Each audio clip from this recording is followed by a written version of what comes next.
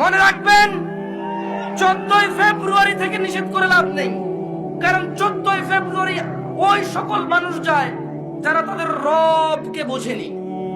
মনে রাখবেন, আমি আজকে রবের সাথে পরিচয় করে দিয়েছি এদের।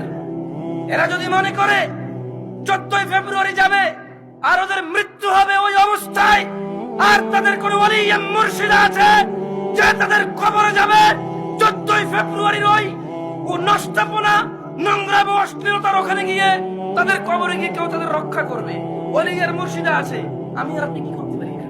দেখা যাবে সেদিন, যেদিন বিচার হবে, মানুষ আল্লাহর সামনে আসবে এককভাবে, একা একা।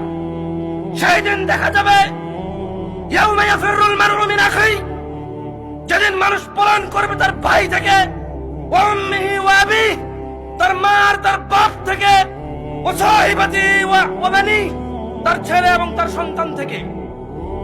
সেই দিন দেখা যাবে যে তার 14ই ফেব্রুয়ারি তার আইডলরা, তার সিনেমার নায়করা, তার রাতের আনন্দের গায়করা, তার চোখের সন্তুষ্টির গায়িকারা, নায়িকারা তাকে কতটুকু উপকার করে।